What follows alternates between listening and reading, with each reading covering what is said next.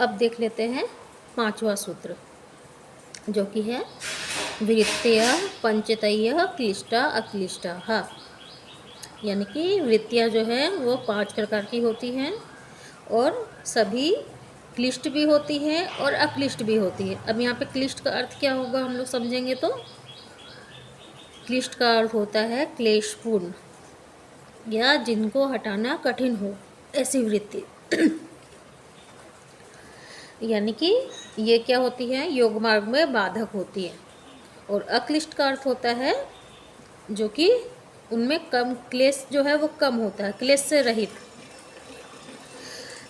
लेकिन कोई भी हम लोग सोचेंगे ना कि कोई भी वृत्ति है ना क्लेश से पूरी तरह से रहित हो गई है, पूरी तरह से वो मतलब अब उसमें पूरी तरह से क्लेश से मुक्त हो गई है, ऐसा नहीं होता है। कुछ क्लेश उसमें भी बाकी रहता है।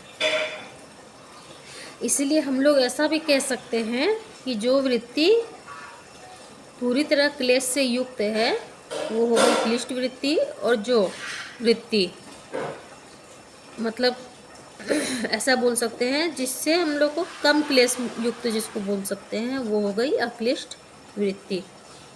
तो ये जो अक्लिष्ट वृत्ति है ये योग मार्ग में सहायक होती हैं। और अगर प्रैक्टिकली हम लोग बोले तो कहेंगे कि जो वृत्ति हम लोग को कष्ट या दुख दे वो क्लिष्ट वृत्ति है, और जिससे दुख हम लोग को स्पष्ट तौर पे नहीं समझ में आता है वो हो गई हमारी अक्लिष्ट वृत्ति। उसके बाद है छठा नंबर।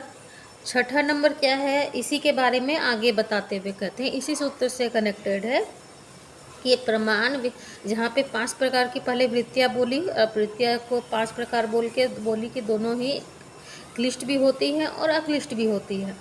तो यहाँ छठे नंबर के सूत्र में एक एक वृत्ति को बता रहे हैं। जो 5 प्रकार की वृत्ति है उनमें से पहला जो प्रकार क्या होता है, मतलब कौन कौन सी वृत्ति है पहले तो ये बताएंगे, फिर हर वृत्ति का प्रकार बताएंगे। तो इस छठे नंबर के सूत्र में है प्रमाण विपर्यय विकल्प निद्रा स्मृतयः। यानी कि वृत्तियाँ जो है वो 5 प्रकार की होती है। कौन कौन सी होती है, प्रमाण, विपर्यय, विकल्प, निद्रा और स्मृतयः, स्मृति। ठीक है।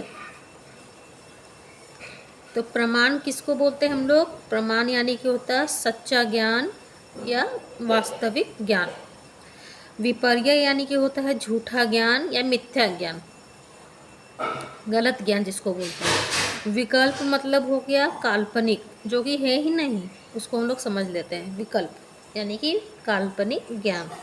निद्रा यानी कि निद्रा से सभी समझ सकते हैं, गहरी नींद, है ना।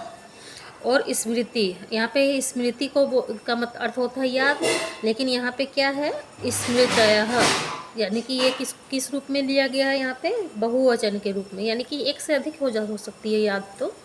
तो यहाँ पे बोलेंगे यादें। ठीक है।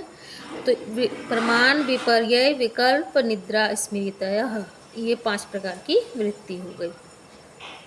आगे हम लोग देखेंगे 7वें नंबर का सूत्र अगले उसमें भी।